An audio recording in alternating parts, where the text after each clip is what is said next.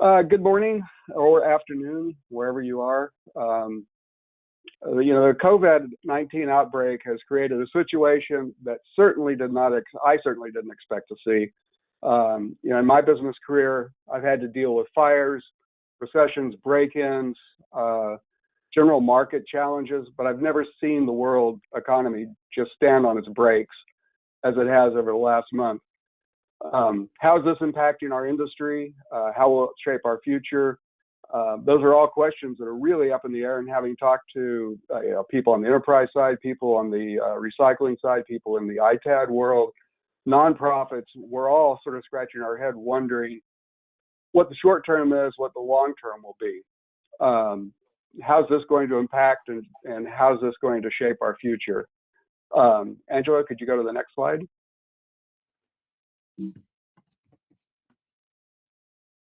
So we're going to follow this agenda as we move through this. We've got some really dynamic people here to inform us, give us an inside look from both sides of the fence. Really, we have an enterprise, we have a couple of our recyclers. At the end, Kyle Wiens will be jumping in to talk about opportunities. Some of the things he's seeing. Pardon? Is he there? I heard a voice. Anyway, we're going to follow this, and at the end, we're going to really want to open it up, have a town hall, open mic, no singing. But if we turn this into the biggest roundtable discussion going on in the U.S. at this moment, it might really be good for all of us. Next slide, Angela.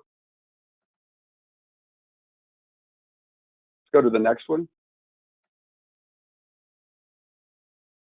So the guests that we have scheduled, we have Neal Peters-Michaud from Cascade Asset Management, Todd Zegers from Ingram Micro. Both of these guys have been a part of our e-Stewards community for a number of years. Todd and I were on the very first leadership council together.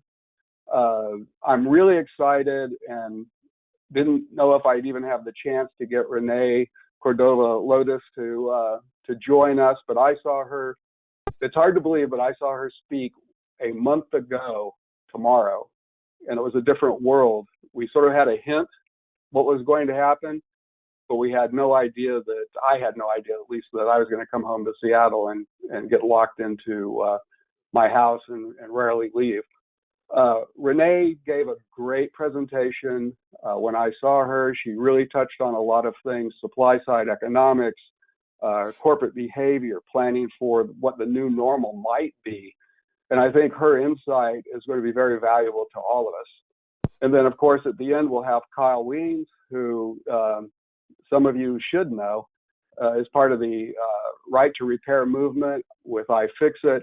And I think he has an interesting idea on some current opportunities that e-Stewards can maybe get involved in, and maybe a different way to look at us as we move forward and figure out how we can develop revenues and services from the repair side of things and the refurbishing side of things. So with that, we're going to turn this over to Renee, and we're going to let her knock your socks off because I'm really looking forward to this part. Take it away, Renee. Well, I appreciate that introduction. I'm not sure I'll be able to live up to it, but your words were very kind, so I really appreciate it. Would like for this to be as interactive as possible, so if you do have questions, please post them, and I can be interrupted and we can talk through it. I also have Parag, who will be joining me to answer questions. Parag is much closer to the day-to-day than I am, and so if you have real specific questions, then he can help for sure. So we can go ahead and go to the first slide. So we pulled some things together based on so first of all, I'm with Accenture, as Bob mentioned. I've been with Accenture for 21 years, doing a variety of things, but the last 5 or 6, I lead what we call strategic IT initiatives. So asset disposition falls in that space. And so I have been working in this space for the last 5 or so years, not as long as many, but we have gone through quite a change from a more local model to a global model in the past couple of years. And so that was what I spoke about at the Ingram Micro Conference. And, you know, today, what we're going to be talking about are the things that we have gone through, learned through in the last 6 weeks or so. It has been a little bit longer than that, to be honest, but you know, obviously more intensely the last 6 weeks or so. So first, we want to talk about short term. How are things changing? What are we doing? So we started out stopping disposing of our assets, right? So we weren't sure how things were going to turn out. And so we said, you know, so we have a very regular refresh rate. And so we put a temporary freeze on that refresh, that people are having to keep their PCs longer so that we can reuse them as long as we could.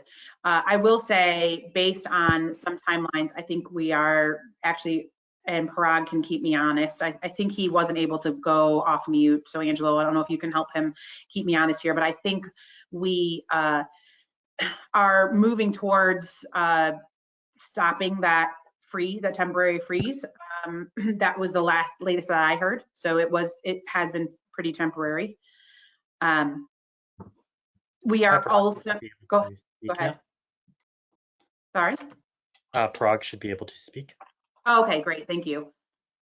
Parag, please correct me if I'm over speaking, but I believe based on what we spoke about last, that we do think that halt is going to come to an end in the it will have to in the foreseeable future. A lot of our halt was based on supply chain concerns, right? So a lot of our product coming from China or other geographies outside the United States, and concern really being, you know, what happens to the supply chain as we source product. And so in order to have more predictability, we put a halt on PC disposals temporarily.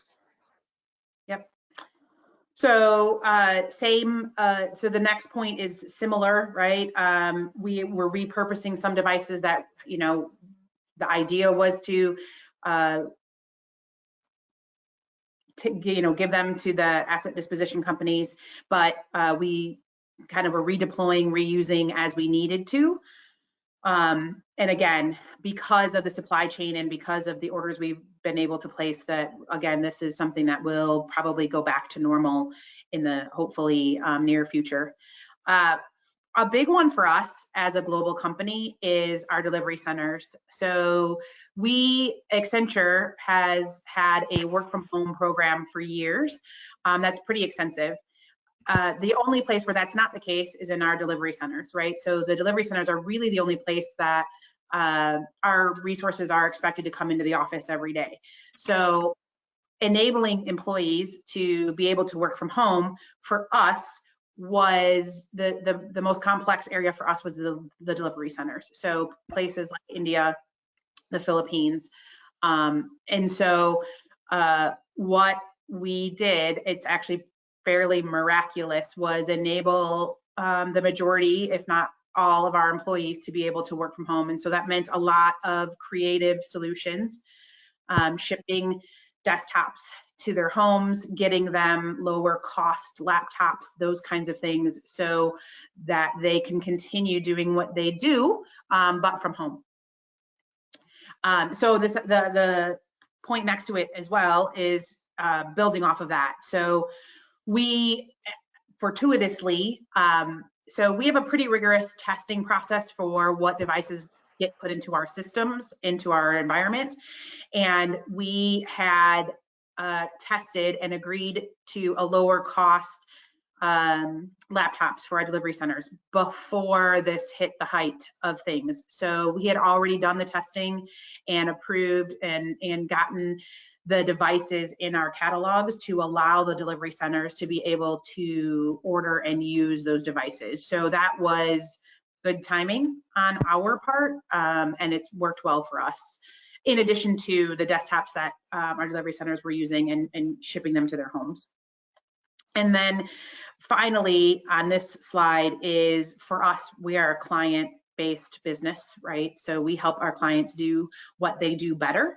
And so we have found that this has increased the need for us to work with our clients to help get them into a good position of allowing their resources to be able to work from home, right? So we have done it for a really long time. There's a lot of companies that have been resistant to it, and there's a lot to think about from a security perspective, from a being able to connect, the tools to use to connect, all of those things. And so we have been working with our clients very closely to help them navigate this new normal for them as well.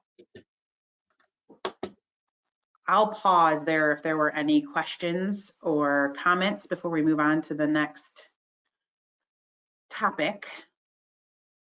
This is Angelo talking real quick. So to ask a question in your panel, you'll see question, and then you can type in your question, and then I will be moderating the questions to our panelists. And at the moment, we have no questions. Okay, then we can move to the next one. If you guys have questions, feel free to ping them in. We can move to the next slide then. Okay, so what does this mean going forward? So I think, there's a lot of things we've been thinking about for us and for our clients, and how is the world going to change? I think there's a lot of speculation, but the big tagline, and I don't think this is going to be a surprise, but it's to enable the ability for everybody to be able to work from home, regardless of what the business is, so to empower people, your resources digitally, to be able to work from home. Obviously, there are some services that cannot be the case, but I think it is spurring the creative conversations of what does it mean, what can we do, and maybe things that we thought there's no way those can be done from home. Now we realize actually they probably could, and we what are the things we need to do to enable that going forward. So that includes things like the security focus, right? So we have been able to do that without having to VPN from home, for example. So when we first started, that was a requirement. That's not a requirement anymore. And so for us, it's putting the infrastructure in place to be able to be confident that the work that people are doing from home, the tools that people are using, right? I think we've all read the articles about Zoom and its security flaws during this time. And if that was the tool that you were relying on to have your meetings from home, that's scary, right? So being able to have the right tools to be able to have these kinds of conversations, right? This is what we do every day at Accenture. We have conversations via Teams, and use cameras, present content, use a whiteboard. All those kinds of things are things that now I think people are going to need to think about what makes sense for the work that you do, and to be able to do that from home. So that investment in collaboration tools and what that means for you, what those security concerns are, right? That not everybody's going to use the same tool, but making sure that you're thinking about that and what that looks like. I think another thing that is super interesting, especially for me, we use analytics to make almost all of our decisions lately, which has happened really in the last 5 years for me, and the work that I've been doing. And so one of the things that I don't think we have done before, but I know that will be happening, is the analytics to track productivity, right? I think one of the biggest concerns of a lot of businesses is, well, if people are working from home, are they actually going to do the same amount of work as that they do in the office? Anecdotally, we have found you actually do more work usually, because you have no commute time, you don't have people to chat with that walk by, but I think there will be more and more analytics to prove that, right? Microsoft has a tool, a collaboration tool that we've been looking at, and I get a weekly summary of, how much time I've been in meetings, how much time I've been quote unquote productive, how much time I've been multitasking. It's really interesting. And so I think that's going to become more the new normal, because we're going to have more people working from home, and we're going to want to understand how people are using their time and enable them to do the things that they need to do. So this is Angela popping in. We have a few questions here. One of the first questions is, what's your procedure for getting devices back from at-home workers to your e-Stewards partner? Yeah, so that's funny that you say that. We're actually going to talk about that on the next slide. So I'm going to put that on hold. I'm going to put a pin in that one, because I'm going to let Parag talk to that on the next slide. So great question, and we plan on covering it. But because that's much more frontline what we're doing, I'll let Parag cover that. Great. We have two more questions here. Great. Someone asked, what exactly is meant by delivery center? Okay, sorry. I forget sometimes that not everybody speaks the way we speak. So our delivery centers are usually large offices where we have resources coming into the office to deliver for our clients from our offices. So they're lower cost, kind of what you would think of help desk type. That's not the only kind of work that they do, but it's big call center type locations where everybody's in the office delivering services for our different clients. That's what our delivery centers are. Great.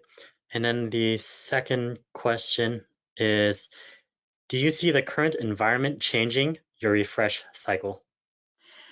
Good question. We've actually talked about that. Right now, the answer is no. So we used to have a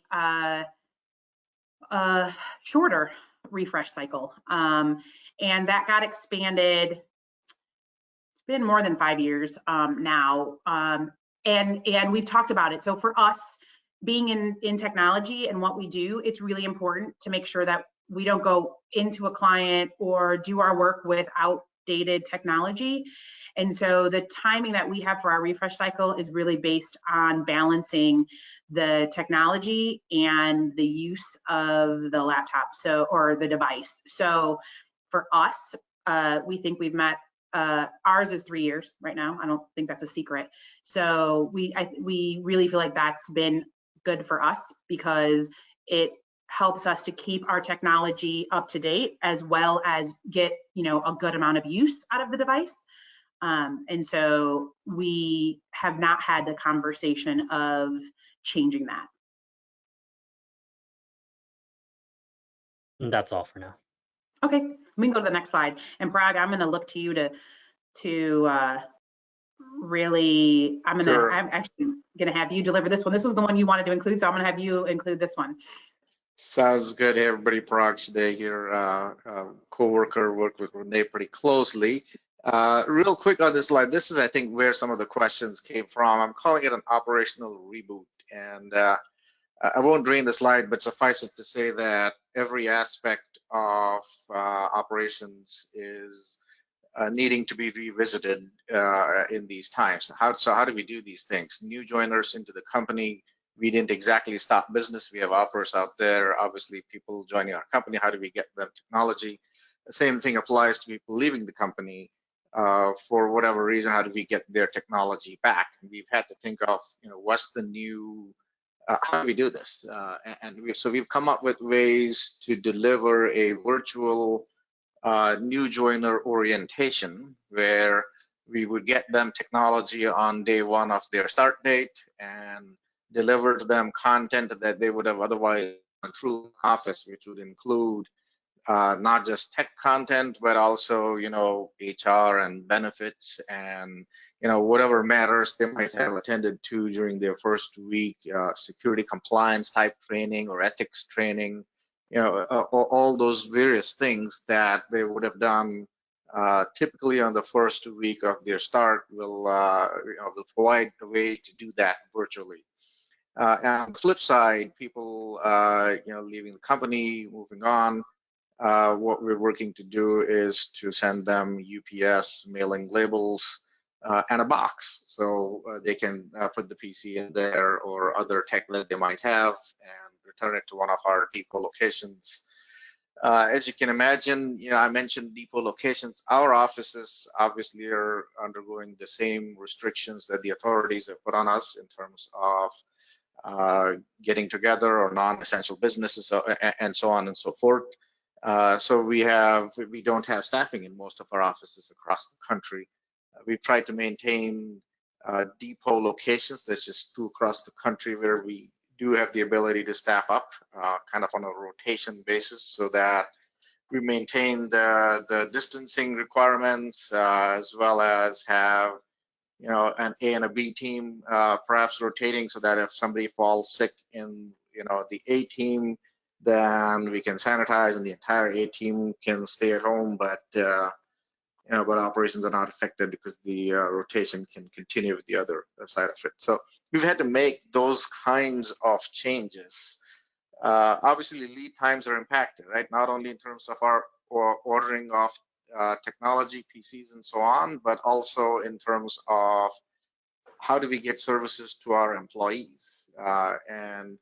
Apart from people who are leaving or joining the company, we're also looking at how do we support people who are working from home from a hardware standpoint, right?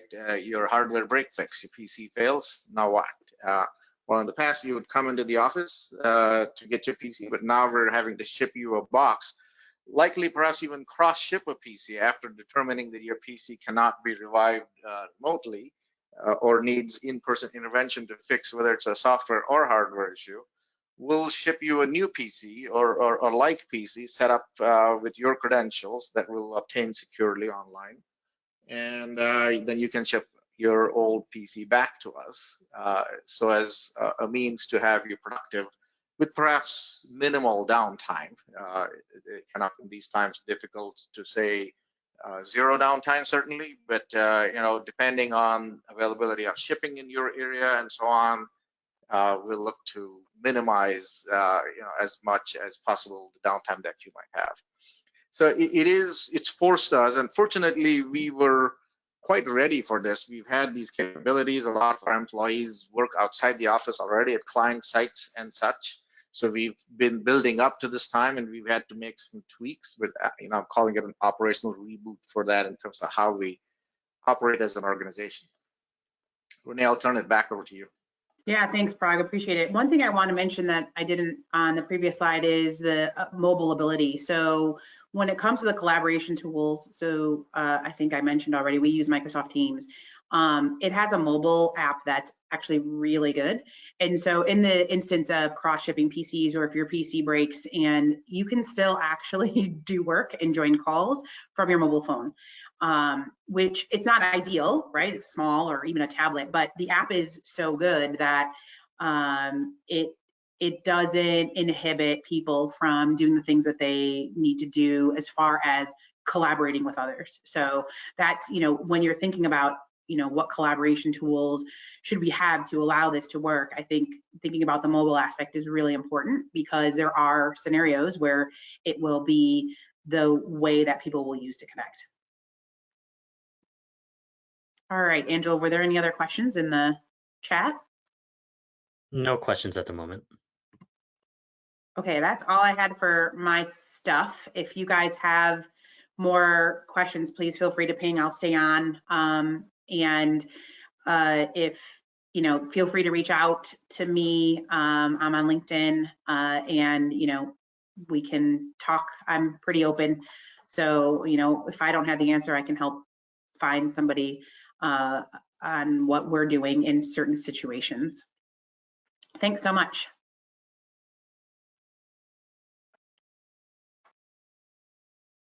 Thank you, Renee.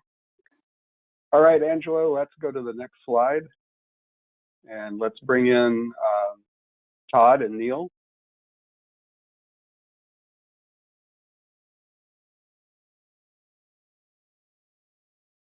Yeah, there's Todd. Oh. Yep, there's Neal.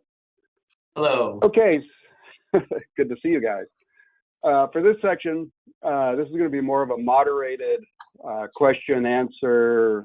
Give us your thoughts. What are you seeing? Sort of a section. And of course, Angela will ping us if people are popping in with questions, or we'll just answer them in sort of a more of a roundtable thing at the end. But really, to start off, this is a very bizarre, unusual time. I can't imagine being in your shoes right now. I get the sweats when I think about it. So really, just to start off, I've talked to several recyclers over the last several days. I've heard people shuttered. I've heard people furloughing people. I've heard just about every scenario I can think of. So what are your major hurdles, and how are you keeping the wheels rolling on your business at the moment? Well, Todd's kind of first on my screen. So Todd, you want to go? All right. And then we'll pass it to Neal. Yeah, thanks for the time. I think, so far, surprisingly, employee attendance hasn't been that big of an issue for us. We do typically run, a mixed bag of full-time employees as well as temporary staffing agencies as a certain percentage, because obviously in ITAD, if you're an ITAD operator, your volumes kind of go up and down. So using a staffing company can help you out a lot with that. So when you do have to kind of let some labor go to make, to ensure there's enough work for your full-time employees, that's something in place. But obviously you can only pull that ripcord so hard before you're down to your full-time employees. You want to make sure they're going. So, I think as an organization, Ingram Micro and ITAD especially, I think, the first couple of weeks when this thing got really hot and heavy, we had a ton of fire drills. You're on the phone call, all day long, all weekend long with your leadership teams, et cetera, trying to figure out how to get the chess pieces in place, if this thing goes along a little bit harder and faster. So I think a lot of that stuff has kind of died down now. I think we're very well prepared. We've got a lot of the different, processes in place to address this stuff. But obviously, as anyone's probably feeling right now, the biggest hurdle is just making sure you have enough volume coming in the doors to keep employees working. If I don't know about Neal's organization or others, but 75% or more of our employees are warehouse workers, right? So we have to make sure we're getting as much volume coming in to keep those folks working. We too have a lot of office staff, so I think a lot of our folks who used to want to work at home that are now stuck working at home realize that maybe working from home isn't as quite as sexy as they may have thought it would be. I know I can't stand it. I would much rather be on an airplane or a hotel. I can't believe I'm actually saying that, because I thought I'd rather be at home, but I'm not. Some of the other challenges we're seeing in the warehouses, you've got, Amazons and Walmart, some of the folks that are trying to ramp up their operations are offering premium incentives out there for these folks to go work there. So making sure you can retain the employees that you do have, that you've invested in over the years, to make sure you keep that productivity and that IP, within your four walls is very important. A couple other things we're seeing is obviously in a bad economy, your scrap values tend to go down, whether you're not getting as good of a recovery on your materials as you did in the past is one part of it. And then obviously other things that may have been a small cost or cost neutral are now starting to go up in price, right? So we're being impacted on that. I think another challenge we have is just the daily cleaning of these facilities. So whether it's cleaning touch points throughout the course of the day, whether it's every couple of weeks going in and doing these fogging machines, right? And then whether it's every 2 weeks or once a month going in and doing these deep cleaning procedures, obviously there's costs involved with that. You have to make sure employees aren't in the warehouse. And then obviously if a COVID case does happen inside of your facilities, making sure you've got the right playbook in place to make sure your employees stay safe first and foremost, but also make sure you've got all the measures in place to make sure you can kind of get your facilities prepped and back up and running, because none of us can, when volumes are down, it's tough enough as it is. Now with that to, kind of shutter the doors for a couple of days is another tough thing as well. So those are probably the main ones that stick out to me. Thank you. Neal? Yeah, that's great, Todd. And I think it just shows there's so many things to look at. I think the way that we approached this when we started is to try and identify what are the goals that we want to try and make sure all of our programs are focused on. So the first and foremost was the safety of our staff and then the community at large. So we want to make sure that we're following those programs that are protecting that health and safety. The second is then serving the essential needs of our clients as far as the products and services that they need. We are defined as an essential business in the 2 states where we operate, Wisconsin and Indiana. And so we actually did get legislators that affirmatively did agree with our essential business status. And so we do have some requests from some healthcare organizations that need to clear up some space and use it for a triage of other more important needs. So we are providing some limited service.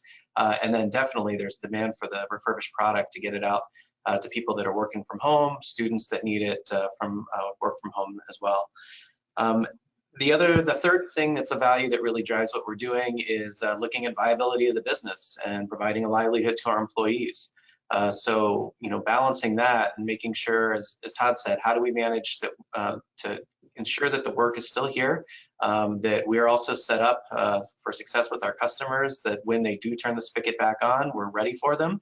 And how do we use this time right now where there might be people working from home that just focus on business process improvements, training and development, getting all of our systems in place, and continuing to improve so that when people do come back, we are just ready to hit the ground running. And having those values really helped. And then making sure that whatever we're doing to set up the policies and the programs is important. And I'm looking back at a timeline when we started this. We launched our business continuity plan or program on March 9th. So it has been pretty much a month since we started. Some of these weeks have felt like months with how much activity has happened. And I think this past week was the first week that felt like a normal amount of time in a week, but a lot has happened to get things in place and to respond. Great. For both of you again, what do you see as major changes with your customer base? How are they behaving? How many of them are still in need? How many of them feel comfortable having that interchange where you have your employees come on their site, and how comfortable are your employees with the idea of going into those sites, if that's even a thing? Neal, you were on a roll. You want to take it? Yeah, I think it goes first to how comfortable are our customers for just doing their own activities on site. So most people have already focused on, I think as Renee was saying, they're not doing new purchases and disposition activity. Right. So that helps because there's a lower demand for the services, which matches a lower availability of resources at Cascade to be able to provide some of the pickups. So we have a number of employees who are choosing to stay home because they need to do childcare and stay with their kids that are doing work from home. There could be other reasons. They might be caring for a family member at home. And so we've provided the mechanism and the compensation to allow people to do that. And to focus on keeping people safe. So we essentially have said when we've set up pickups that we've limited the number of routes that we would do any given day. We've set up very specific restrictions that we've posted on our website and communicated to our customers to say we need to limit the on-site activity that we're doing, the touch points. So we're no longer doing on-site inventory and very detailed activities on site, maybe hard drive crushing and things like that. If it's just a cart swap or pick up pallets of equipment at a dock where it can be controlled and limited access, we're still doing those activities. And we're asking people, do you really need us to pick this stuff up right now? Do you have the storage where it can wait? Or can we just look at what the situation is? We really are focusing on those critical organizations that need the space cleared up. So that's one. The other is there might be some kind of a timeline where we've had some cases where people need to vacate a space because the lease is up and they need to get the equipment out. Those are the two big things that we're working on. So we've kind of been managing the demand for our services with the supply of resources and then giving our staff all the PPE that they need when they go on site. So a lot of people have done this too with gloves, having masks available for people, not having the customer sign off on any paperwork, so limiting, changing those activities. And we have had some customers who had required an on-site inventory of assets before we've left, and they've gone back to their contract managers and negotiated an exception because of the circumstances to allow us to just take the equipment, inventory it back at our site, and provide that report. So I've found through this whole process, communicating with our customers and trying to understand the situation has been very effective, and we find a way to solve the problem and take care of the most critical needs. Outstanding. Todd, what's Ingram doing with their customers? What's the interaction like? Yeah, I mean, pretty much everything Neal said, I would agree with that. I mean, I wouldn't have a whole lot to add to that. Obviously, we have some employees, whether they're truck drivers or on-site technicians that go out there to do that type of work that may not be comfortable going out and doing that now, right? I think over a third of our business comes from the healthcare sector, right? So we have a lot of work there, and we don't just do ITAD, we actually do deployment services, imaging and configuration. So we've got regular contracts where we actually have technicians actually on site doing work. So we've had some technicians that are on-site techs that are hired from us by our customers that may not want to work there anymore because of whatever reason, right? I think that's probably a big one. I think the box program seems to be the biggest thing going on right now that Renee had brought up earlier, that because obviously you've got these folks at home, if they've got a laptop that crashes or whatever else, they don't send it back to the facility, that may not even have someone working and receiving to even receive the device in the first place. So that may be coming back to us. I think the box program moving forward will be probably a big one. I think even Renee pointed that out, that the new normal of more people working from home is going to increase. We're also seeing, if I look at like our volumes in the first quarter of the ratio of how many laptops we sold to the number of PCs we sold, used to be heavier in laptops and lighter in PCs. Well, it's kind of flip-flop, right? So seeing customers that are just moving their employees onto laptops because they are at home and they're easier to manage in that regard. But I think moving forward, I think that's going to be our new normal as well, that more customers need to make sure that their employees are remote as possible. So again, I'm probably just rambling on now, but I think Neal covered it pretty well for the most part. Okay, well, I'll throw you another one then. Maybe this is one that's you both can talk about. We have so many remote workers. We have remote education. A lot of need for devices. I've talked to the city of Seattle. I've talked to a couple of other cities that are talking about needing more equipment to get out to kids, or just to, they're getting calls from remote work people. Are you seeing an increase in that demand for the refurbished equipment? And how long can that go on if we're not getting a steady flow of gear coming in, from customers? Is there a supply and demand issue that might rear its ugly head here in the next month or so? So Todd, you want to fly? Yeah, I think the initial wave of it is probably over, right, as far as the businesses go, because they obviously had to get their employees home. So whether they went out and sourced new or refurbished laptops, or like Accenture was doing with extending the refresh to make sure they've got more, I think a lot of that's done. We even heard of customers that were sending their employees home with PCs and their monitors because they had no other choice. So I think a lot of that wave has gone over. There still seems to be a pretty decent demand in the marketplace for refurbished equipment. We're still getting, as being part of Ingram Micro, we've got in the US 30-some thousand resellers that are obviously reselling new hardware into their customers. So we're getting all these requests from all these different channels looking for it. So I think on the business side, that has kind of diminished a little bit. I would say on the healthcare side, for obvious reasons, they're an essential business and they're growing. We're getting requests from them for, it's not 2,000 now, it's 100 here, it's 500 here. Maybe they didn't plan properly. So I think that's where the majority that's coming. We haven't started seeing, at least not that I'm aware of, big requests from the school systems yet. But if you saw some of the legislation coming out that Neal's part of the CARE organization, as far as the stimulus bills, how much they're going to give to the education space, it'll be interesting to see when that money is coming out, when they start buying.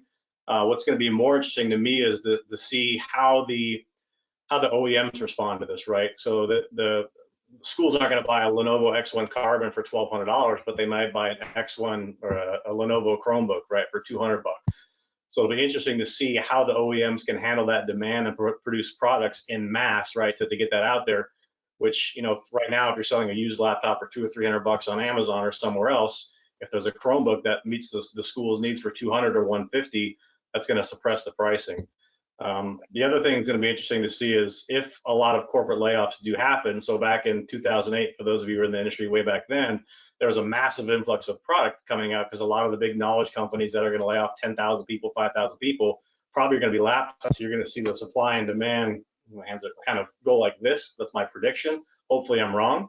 Or they may just hold on to them a little bit longer to make sure they've got kind of a COVID response stockpile available for them if they need it. So my perspective. All right, Neal, do you want to jump in on that one? Yeah, great analysis, Todd. I think the one other thing I've seen in addition is that refurbished computers are in demand because of supply chain issues for the new equipment.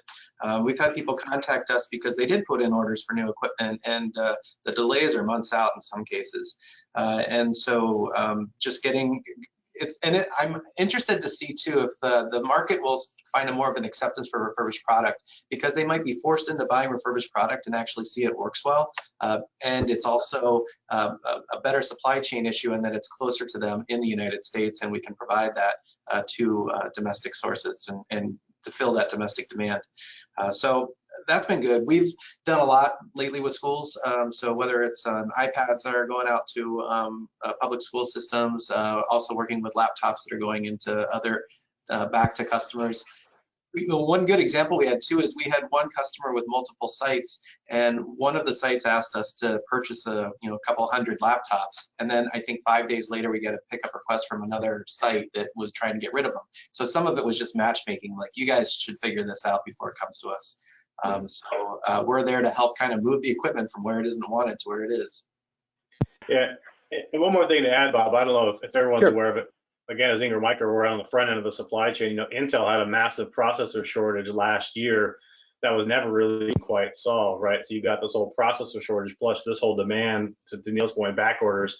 And people like Accenture, Renee, if you're still on the phone, they're going out there and stealing all the equipment because the big guys get to go first, as well as the governments, right? So it'll be interesting to see kind of where Intel is in their supply chain production with just keeping up with demand.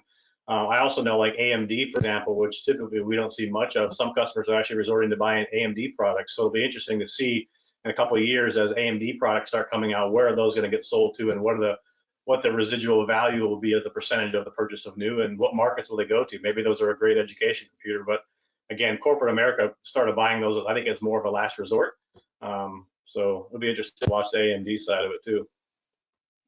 Yeah, the choking of the supply chain for having parts to feed the OEM machine was something that I've given a lot of thought, usually really late at night, about, and wondering what that's going to do to our industry going forward. If there's a slowdown on the OEMs being able to produce and we still have demand. I think it was at your summit, Todd, where I heard one gentleman say that they were expanding their refresh rate to 51 months. And I know that was back a month ago when we were all kind of knee jerking around, but do you see any changes coming with a choking of the supply chain to the OEMs, making that gear a little bit more precious on this side of it?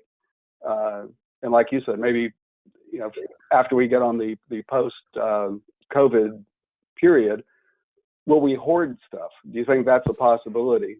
And that's going to obviously impact our e-Stewards, right?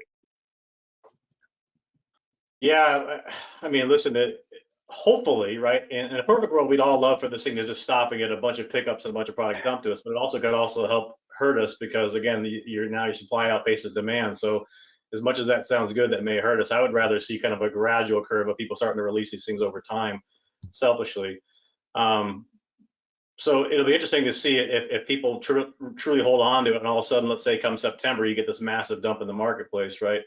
Because that's going to hurt all of us, because now not only are we going to see values decline when they finally release it, is you're going to have 3 months of quote unquote starvation to some degree, right? We all got to fend and do everything we can to keep costs down and just to make it through and survive as this hardship comes upon us. So there's probably more gloom and doom than there is upside right now. But hopefully I'm wrong.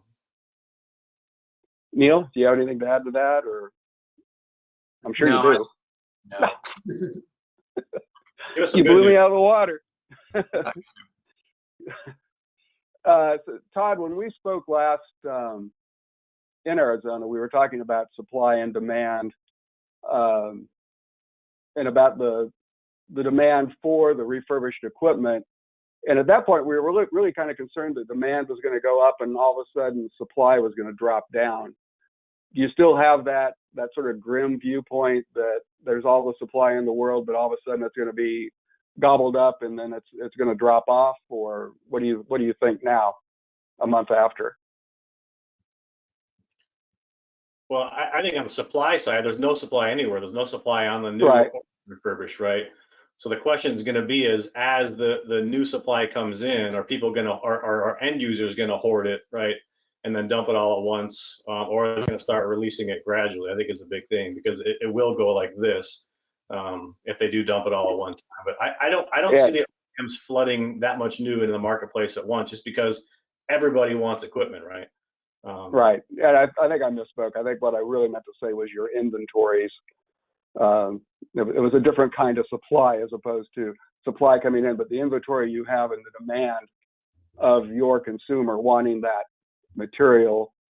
I was wondering if there was any equilibrium being found on that, or if we still were a little out of balance. Yeah, we still have unlimited demand on our side, but we have customers coming to us and resellers every day. I'm sure Neal and the rest of it. It's a great time to be in this business if you have product, right? So you gotta enjoy it while it's here. Right. So that's what I was wondering, if you think you're going to have this period of time where you have a lot of product to sell and it's really helping with the revenues, but you're going to get to a point where your inventory falls off because you don't have that fresh stock coming in from your customer side. Yeah, and we're seeing huge declines in pickups right now, right? Listen, the box program is going to help customers get stuff to us and increase our volumes a little bit, but it's not going to make up for the lack of our normal course of business of pickups right now. So I would say we are just kind of about to hit the water off the diving board to some degree. As far as when I look at the trending of pickups coming in, they're way down for sure. Okay, Neal, you got something? Yeah, sorry, I had to mute because we have fighter jets doing air shows over in the background. I'm always appreciative of that. So. Yeah, so I think inventory is going to be interesting. We actually had a pretty good stockpile going into this. So we've also made a decision that we are triaging some of our equipment to prioritize it going to domestic sources, to our customers, to the schools. And so we held back on some things, and we're kind of prioritizing testing to go like laptops and tablets to focus on that. And then we'll work on some of the data center gear, desktops. It'll be interesting to see how that's going to work. And again, the question is, how do we turn that spigot back on? We're really trying to, the thing that we're trying to do to manage the inventory and to get it to come in at a reasonable pace is to maintain really good connections with our customers. So having our customer service staff just check in with our customers. How are you doing? Are you planning your new deployment projects? Let us, so we're not the last people to know, which seems like it always happens. If we can get a heads up on their plans, because we're also want to say, as soon as you're going to do some work, let's get you in the schedule, because it could potentially have everybody ask us at once to get in here. And we hope that we can prioritize the new inflow of inventory that way in a reasonable fashion, and kind of slowly turn everything back on as people come back to work and start getting back to business. Yeah. Okay. Well, go ahead, Todd. I think trying to get a forecast from your customer is ideal, right? Which, Neal, as you know, is extremely challenging, because what they tell you today is usually either half of it or a third of it. But going back to the labor part of it, right? Managing your labor in the warehouse for an ITAD or an e-waste company is one of the most challenging things. So getting a predictable forecast of what's coming in, knowing how many bodies you need back there producing the goods to make sure you're delivering on customer SLA is the biggest challenge. So if you're not prepared, and all of a sudden these customers, you didn't get the information ahead of time and they dump all this equipment on you, now you're going to give all this stuff backlog. Your customers are going to be upset, right? You can't get people on fast enough to get the material through. So. Okay. Well, this has got probably a really unfair question, but I've known you guys long enough that I feel like it's okay to ask you an unfair question. So what opportunities do you see developing during this difficult time as we start to come through the fog and maybe get on the other side of this? Are there some real opportunities that you think you can take advantage of? Anybody want to grab that?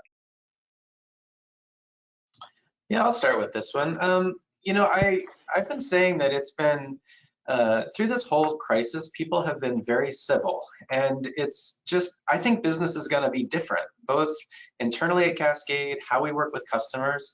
I think people are just, we've always had a good culture here, but I think, just to continue to take the approach on how can we really help people out and understand their situation. People are in different situations. So it'll be interesting to know how business interacts from that personal interaction level going forward. And that's one thing I'm curious to see what will happen. I think I'll have a big impact on people caring about companies that care for them.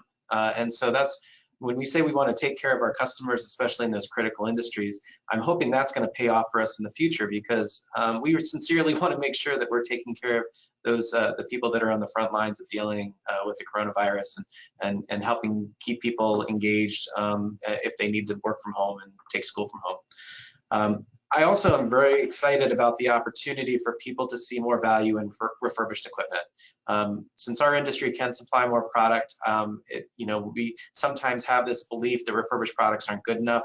I know that when we've been getting these devices out to people, they're like, this is good stuff. Why am I paying 3 times as much for something new when I can, put in a new hard drive or just clean it up and refresh the OS, and this is good to go for a while.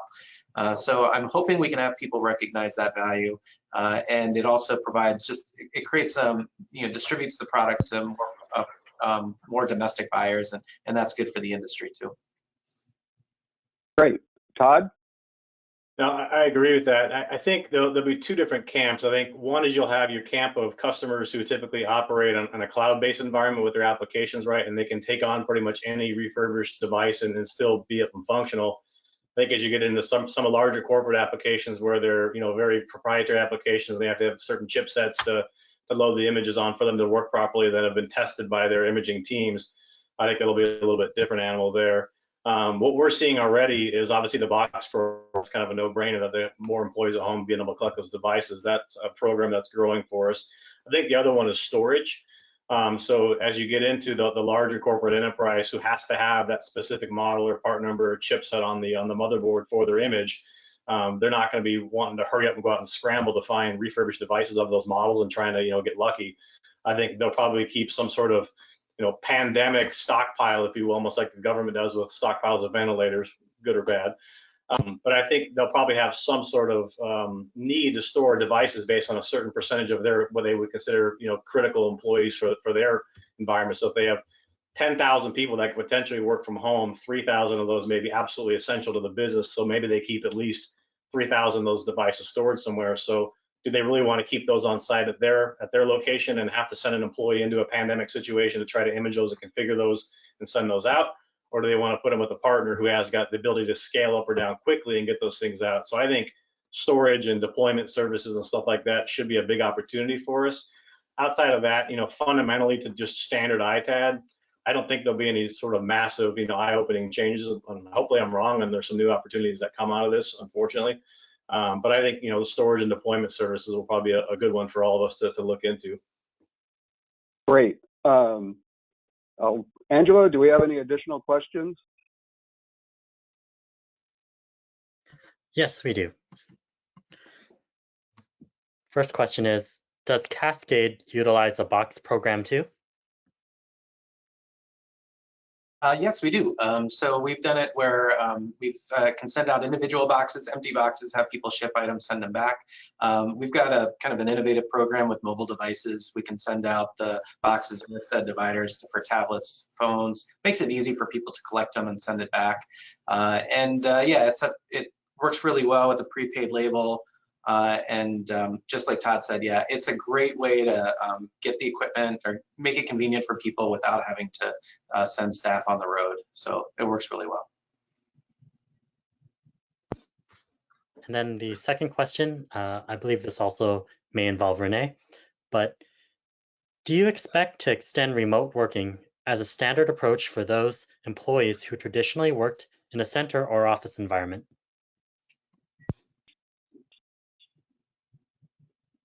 I can answer for us. The answer for us is yes. I think because we've been able to show that we have the ability to do this, I think in our centers that have traditionally been everyone coming in, I think this has shown that that's not always going to be necessary. So I think like we did 10, 15 years ago in the US, where we slowly moved people to work from home, I think that the same thing is going to happen in those delivery centers. Yeah, I think from us, from a corporate standpoint, we have a lot of client services folks and account managers and stuff that have wanted to work from home for quite some time, and now we're actually doing it. So it'll be interesting to see, Renee, going back to your comment around the productivity tracking tools, right? I think we have to make sure we have the right metrics in place to make sure that our employees who are working from home are producing what we need. But Ingram's got a 4,000 person shared services center as well in Manila, who's been doing the same thing, working from home. So it'll be interesting to see the statistics they get out of that as far as the productivity and whatnot. But I think the new normal will be a hybrid of old ways and new ways, right, to some degree, because again, some people like it from home. I hate it. I'm forced to do it now, and I'm doing it. But it just feels like a week is one long day. So I don't like it. Yeah, for our perspective too, as a smaller company, we have about 90 employees. We have about 30% of them that are working from home during this during the activity happening with COVID, and a lot of they're able to access our ERP, our file server, do the video conferencing. They're talking to customers, we're forwarding phones to them from our IP phones. Very happy to see that all the investments we put into IT in the last 5 years, this is the best way to test it. And we have done other tests a little bit, but nothing to a scale like this. And we found a few things that we can improve the next time, but it definitely, the one thing too is everybody who has a potential to effectively work from home really needs a mobile computing device. So we had a few people that still had desktops, and it's just so much easier to pull it up and take it home if it's already configured for mobile use. I do think that people do miss the office opportunity to talk and mingle with folks. And I do hear people that are going stir crazy at their home and want to come to work as a respite. So it's kind of interesting. I will say we are doing virtual happy hours with our coworkers to combat that. It's funny, you wouldn't think, just like people are doing with their families, we're doing the same thing with our coworkers, and it's not as weird as you would think it would be. Cool. Well, let's hold off on some questions. Do we have Kyle Wiens here anywhere on this? We do. Let me give him the ability to. Yeah, let's bring Kyle in. Second. Hello. Kyle. I'm here in a few. What do you know? Hi. Yep. There he is. All right. Well, Kyle, let's let you take this section and just really talk about iFixit, what's going on with iFixit, what opportunities and challenges you see, and what it might mean to our industry going forward. You and I've had some offline discussions about ventilators and medical support and other sorts of things. Right. But I'm just going to back out and let you go for a little bit. Okay, sounds good. And if you want to let me share my screen, I'll show people some resources that we are working on. Yeah, there is a lot that the industry can do right now. So a handful of things to talk through. One is what iFixit is working on as we are, share my screen, as we're working on getting medical equipment crowdsourced. So iFixit is the open source repair manual for everything. We have had repair manuals online for medical devices in the past. I think I know that some recyclers, refurbishers have used our manuals to do basic maintenance triage of medical equipment as it comes in. Now we're stepping up and we're providing more medical information to the hospitals. So I'll talk more about that in a minute, but I wanted to, if you get one thing out of this whole webinar, stop shredding medical equipment. If you have any hospital equipment whatsoever, people need it, and specifically we need ventilators. And so let me show you what ventilators look like, and you should take a picture of a ventilator and share it with all your staff. And if there are any ventilators, maybe it'll be easier on iFixit. I'll show you. The world needs ventilators, and it is very possible that you have one stashed in the back of your warehouse somewhere. So if you have ever gotten equipment from medical providers, it doesn't matter if it's a 30-year-old ventilator, they still work just fine. They're relatively small devices. They look like this. They look like just about any other kind of medical equipment that you might have. And they've got two big hoses that come out of them. Also, ventilators aren't just the only things that are important. BPAP and CPAP machines, where if you have sleep apnea, you might have a CPAP machine. So these are just consumer grade devices that might be in the consumer recycling stream. I know, I've got people in my family that have one. These are useful at the beginning onset of symptoms. Other things that you might have flowing through your stream that people are interested in. Digital thermometers are going to be in high demand. Of course, everybody is going to be using these kind of things, but any kind of digital thermometer is fantastic. Of course, you want to sanitize them. The other thing is pulse oximeters. A pulse oximeter is a device that checks the oxygen content of your blood. They're really simple, they're really small. You could almost mistake it for a USB stick when it's off, and it just clips onto your finger. All of the things I just showed you are sold out everywhere in the world. Every single pulse oximeter, thermometer, ventilator that you can get your hands on is worth its weight in gold right now. And they're going to be increasingly rare as the pandemic spreads around the world. So I would make a sign and put it up for your staff, and maybe have somebody hunt through and see if you have any of these that are in the materials that you're running through. And then if you do have them, I don't want them, sell them. Get as much money as you possibly can for them, or donate them to your local medical providers. Just get them out in the market and out of our warehouses. So that's my public service announcement for the high in demand products that we're going to see. Of course, the rest of it, as we've been talking about the whole call, is people want laptops and equipment for operating at home.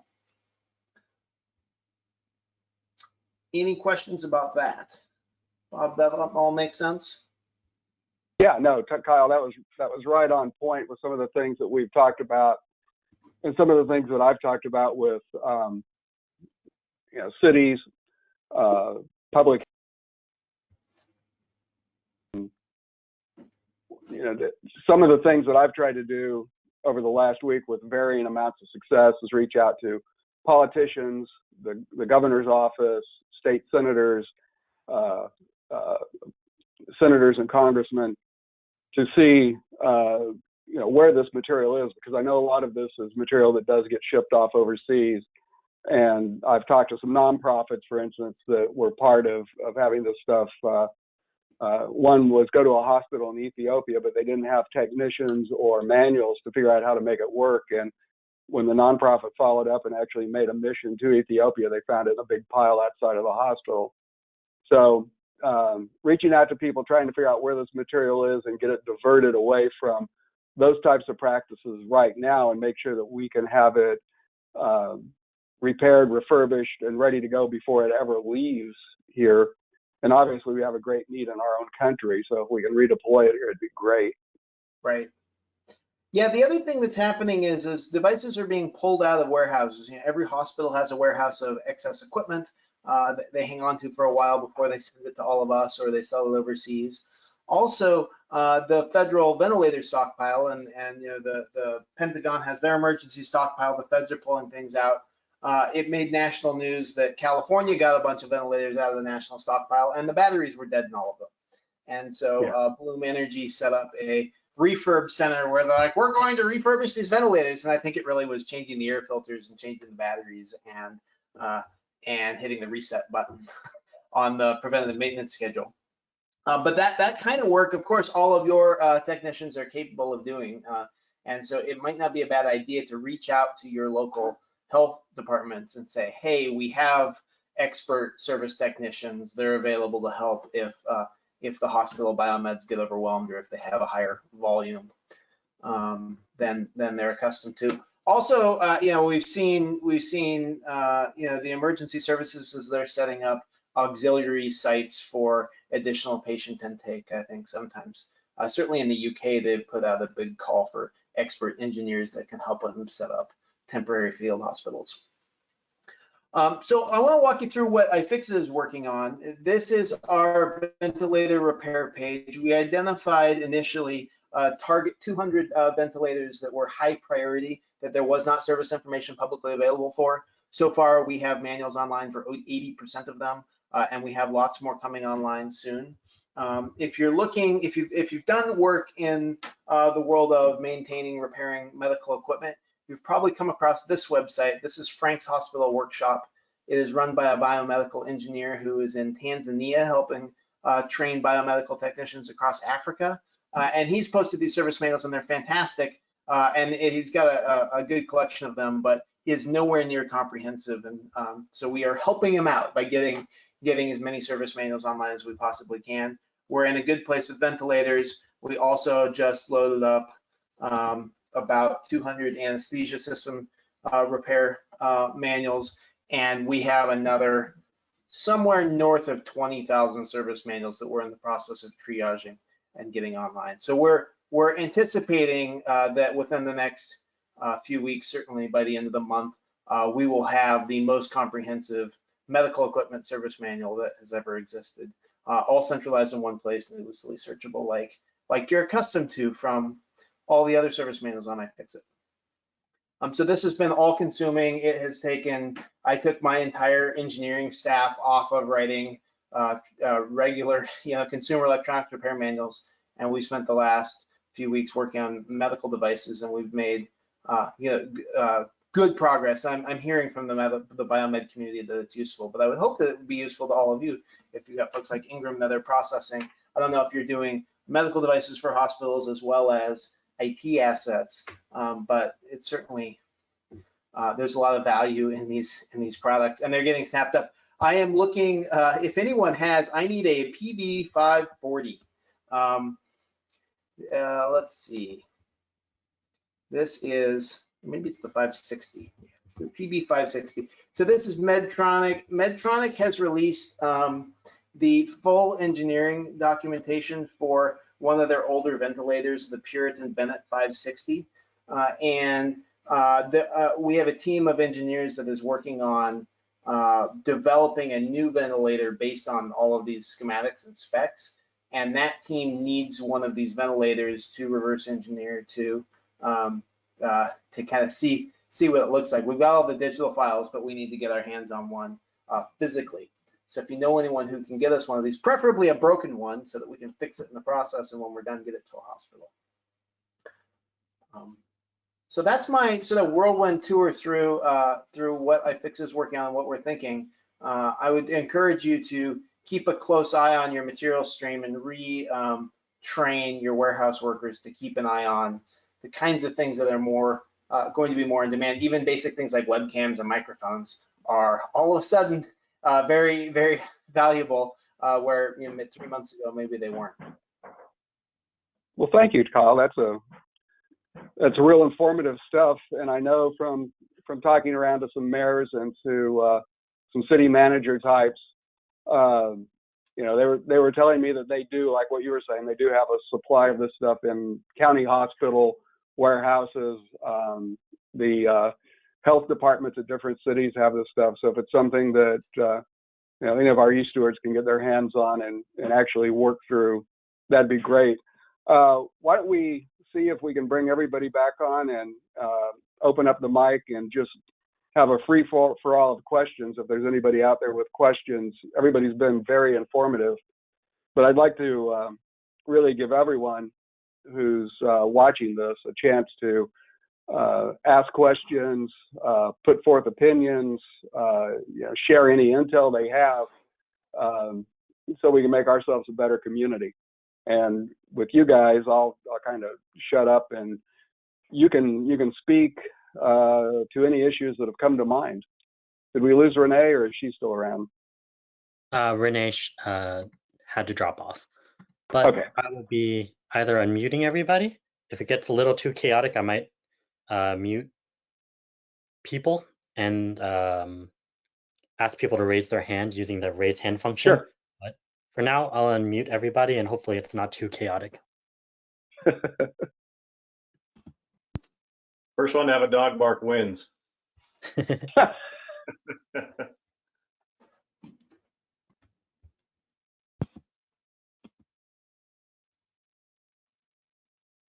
Okay, going through. So we're seeing how many people can hold their breath. Yeah. Well, we did, Todd, as you're working in hospital, you guys deal with surplus medical equipment? No, only traditional IT equipment. If we ever have medical equipment show up to our facilities, we would quarantine it, notify the customer, and they'd have to come take it back remotely. Yeah, and we do see it through Cascade. Yeah, we'll see it come through. And usually it's beat up pretty bad after clinical services can't handle it. You know, one of the questions that we had when we're not dealing with a crisis like this is refurbishing them, what is the product liability?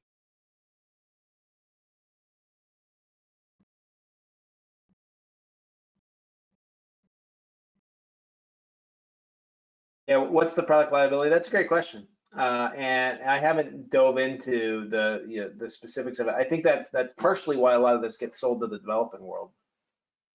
Mm-hmm.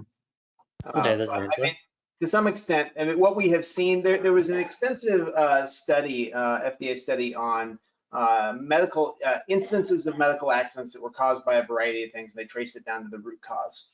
And a significant number of medical incidents were caused by non-functional hospital equipment, so basically things that had broken. And then they went back and they said, well, were there any instances that they could find based where it was because something was broken and that was repaired incorrectly? And out of 150,000 instances they studied, there were only 2 that were due to improper repairs. So overwhelmingly, the issue, I mean, the medical issue is just getting the equipment working and out there. It's not due to improper repairs or refurbishment. Hi, this is Angela. So it's getting just a little chaotic there. If you have a question, please use the raise hand function or type your question in and I will read out the question. We do have one question here that says, you mentioned metrics for tracking productivity at home.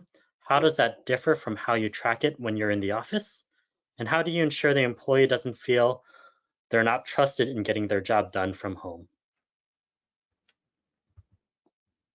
I mean, I could take that one and just to maybe make it simple. Let's say you have a quality associate that is reviewing all of the audit reports going back to your customer that has, you know, make, model, serial number, all the information around an audit report that's going to have on there. And sometimes if your systems are have challenges, maybe you have H-P versus HP, or it spells out Hewlett-Packard, for example, right? So the number of audit reports that quality associate, I'm just using this as an example, but let's say that quality associate on average produces 100 audit reports a day that they go through and scrub and does that kind of thing, right?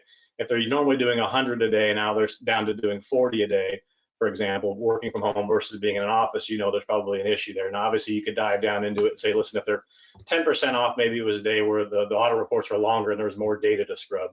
Or maybe they're going to do 120, you know, that employee is actually more productive when they're at home because they're not bothered by other things around it. So that would be probably a really quick and basic example, but you can take pretty much anyone's job. Obviously, if you're in sales and you're hitting your numbers, then I don't care if you work on the beach. My sales team is probably on this call, but I'll take that for.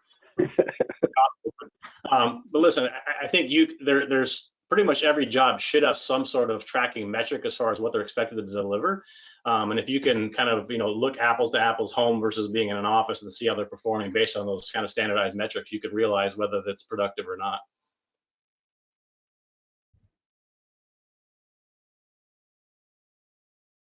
And this has got to be a really bizarre time because you're reaching out to people, you're not sure who's in the office too, on your customer side.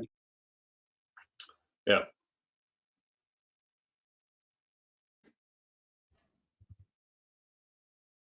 Just a reminder to everybody, you can use your raise hand function if you have a question, and I'll unmute you, and you'll be able to ask your question, or use the chat function that you have there to ask your question, and I'll field it to our team here. I'll throw one out just to be a pain, but what are you expecting from a business point of view, from your business planning? What are you expecting the rest of 2020 to look like? You're welcome. Yeah, I mean, I can give you, you know, my answer is, you know, obviously being part of a large corporation that, you know, we're obviously not publicly traded anymore because we're on my H&A group, but, you know, we're still kind of act like a publicly traded company. You can imagine the corporate questions we get as far as what the outlook looks like, right? So obviously nobody has a crystal ball. So what we really look to do as a group is, okay, what's our worst case scenario, right? What's our moderate case scenario? What's our best case scenario? So you got to kind of look at each one of those scenarios and figure out, you know, what customers are going to do what customers are going to, you know, go bigger, which ones are going to even be around potentially after this, right? And then how does all the financials based on what your customer performance flow their way down, and how do you adjust your business and make the right cost saving measures, whatever it may be, to ensure you stay in business, right? And then you look at the moderate case and look at the highest case. So that's really what we're doing, which is probably a good habit to do on any monthly or quarterly forecast based on what your pipeline looks like versus what your customers are telling you, et cetera. Neal, do you have anything to add to that? Or?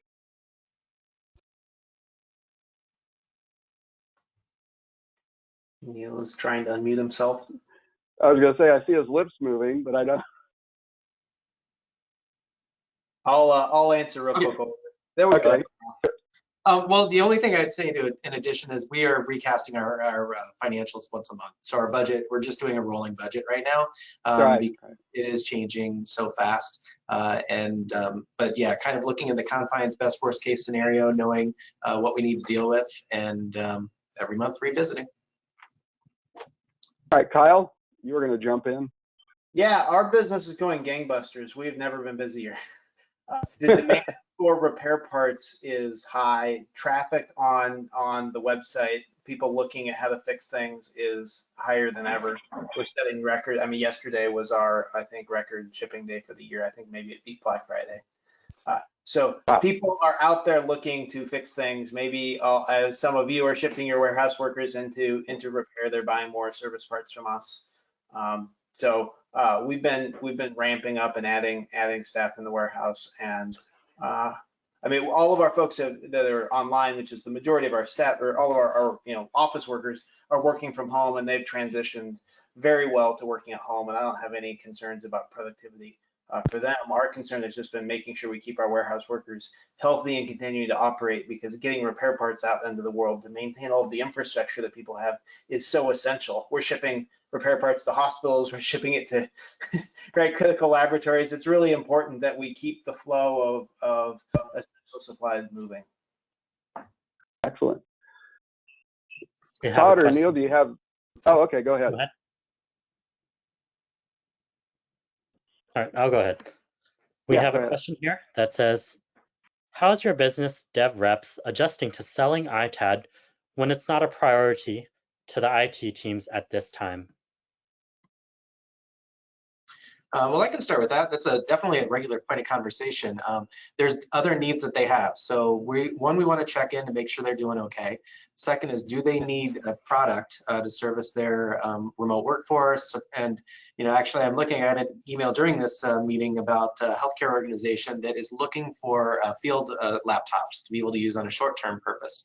So we've talked about how do we provide on loan devices to get out to people. I like the loan idea because then we're going to get them back when it's done, and then we can repurpose and resell them again. So I think it's a little bit shifted in that we want to make sure that they're doing okay. Do they need some other way that we can provide a service or a product to their workforce? There are other things too where they might be able to do the work remotely. So again, it could be the box programs that we have. Is that something that's available? Mobile device exchanges, and then planting the seeds for the future. But it always goes with being very considerate about the times and what people are dealing with. And if people don't want to talk right now, totally fine. Yeah, I mean, I would probably argue our guys probably are not banging on the phones and doing all the normal LinkedIn and everything else that salespeople normally do to go drum up new business. I'm sure they're still keeping in touch with those customers in case a need arises. And I think to Neal's point, they're following up with our existing customers to see what other services they may need in this time of crisis. And also, if you look at what, let's say healthcare, for example, if we have 2 healthcare customers doing something we think is really cool, we're helping them out with taking that IP and going to other healthcare customers and saying, hey, listen, we provided these services for these guys over here. Is this something that you guys would be interested in? So, I mean, really, it's just trying to get creative as far as how to keep things going. But, to Neal's point, is making sure, especially the healthcare customers, that we're really servicing any needs they have, and you can act quickly. That's the other thing is not only serving them, but serving them in quick fashion is very critical right now. If you're providing laptops to a hospital and they're 100 short and they have 100 people that get on and do things, I mean, literally, you could be helping save lives by getting them refurbished laptops. That's probably drastic, but it's probably not far from the truth. No, I agree. Those are all critical tools that I think our community can provide, because I know, again, we've got we've got kids that are locked out of school. Some of them are low-income kids that need access to those types of equipment. We have remote workers, and some of the remote workers out there could be from universities that are research types. I had an alert last night that the college my son goes to had a professor that came down with it, and now all the professors that lived in the same place or worked at the same place are locked down. So if they were doing any kind of research, that research now is ground to a halt if they can't go into their lab. But if they can continue their writing, it could be a vital service to the future. So let me be really evil and ask you to predict the future. Let's jump ahead and let's say that we're in April of 2021. Just try to tell me what you think the industry has done, what we look like in a year's time, assuming that by the middle of July or so, we have this thing beaten back. And by the time we get into 2021, maybe there is a vaccine or there's some better knowledge that keeps us from going down this rabbit hole again. Anybody jump in? I would say that I'm hoping that people see us as a critical, trusted partner in the supply chain. We are here that we can provide product quickly. And again, we're not the last people that they call when they're trying to find and source products or get involved in a project. I think that's pretty critical for us. I think it's important that our industry stays strong. We need a good ITAD industry. So this is going to be a tough period for a lot of people. We haven't mentioned it on this call, and it may be kind of late, but I think everybody, if they haven't applied for some funding, small business through the payroll protection program and getting some of the funding out of the CARES program, try and get as much funding you can to support through these downtimes. I think it's really important so that we can all be strong and be able to come back when the business comes back for most of us. Yeah, I think there's two things going on right now. One is you've got a pandemic on your hands, right, which is a whole different situation. But then you've got the economic side of things, right? So if you look back, if you've been in this business in 2008, 2009, what we saw back then was when all these layoffs happened, right? A bunch of companies got rid of people. They started getting rid of all the technology. There was a massive boom. We kind of thought of ourselves as recession-proof to some degree. So you have this massive influx. So right now we had a big influx of people wanting to buy laptops, getting rid of stuff, and not much is coming in. Now we're going to be stable in theory, then it's going to go back up when customers start dumping a bunch of stuff again.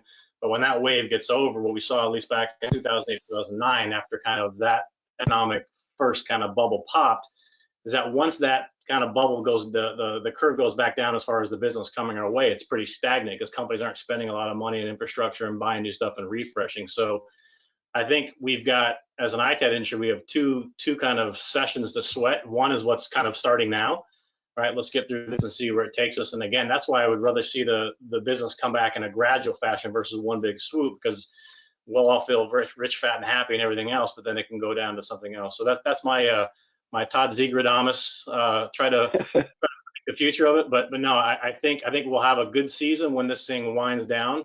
My concern is more post that. So I think COVID is one piece of it.